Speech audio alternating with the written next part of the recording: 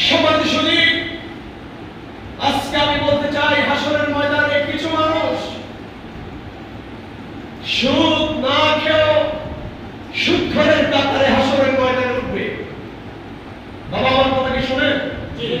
খেয়াল রাখবেন, মসজিদে এসে তাকে থাকবেন না, হুজুরের কথাটা মন দিয়ে শুনবেন, কাজে লাগবে ইনশাআল্লাহ। আল্লাহ রাব্বুল আলামিন দরবারে বলবেন, রব্বে কারীম, আমি তো জীবনে সুদের খাতায় নাম লেখাইনি, আমি তো জীবনে কোনদিন সুদ নেইনি, আমার জায়গাটা সুদখোরের কাতারে কেন? আল্লাহ রাব্বুল আলামিন তখন তার আমলনামা খুলে দেখাবেন, কিরামান কাতিবিনা ইয়ালামুনা মা তাফআলুন।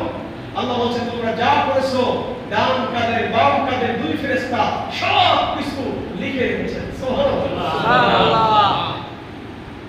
বান্দা যখন তার আমলনামাটা দেখবে তখন আফসোস করে বলবে, মা লিয়া হাদাল কিতাব লা ইউগাদিরু সগীরাতান ওয়ালা কাবীরাতান ইল্লা আহসাহা। আল্লাহকে বলবে, আল্লাহ আমার এই আমলনামার কি হলো? আজকে আমলনামার ভিতরে 24 সালে সকালবেলায় ছোট্ট একটা অপরাধ করেছিলাম, এটাও লেখা আছে, বড়টাও লেখা আছে, মধ্যমটাও লেখা আছে, ছোট্ট বড় যেটা মনে করেছিলাম অপরাধ না, আজকে সব লেখা আছে। একটা বালু 70 ভাগের 1 ভাগ অপরাধ করেছি, তাও আজকে আমার আমলনামা লেখা আছে। আল্লাহ আমার আমলনামার কি হলো?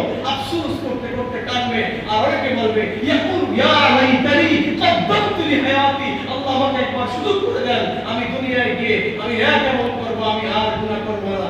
বলুন, সেদিন দুনিয়ায় ফিরে আসার সুযোগ আছে কি নেই? নাই। জয় বলা আছে কি নেই? নাই।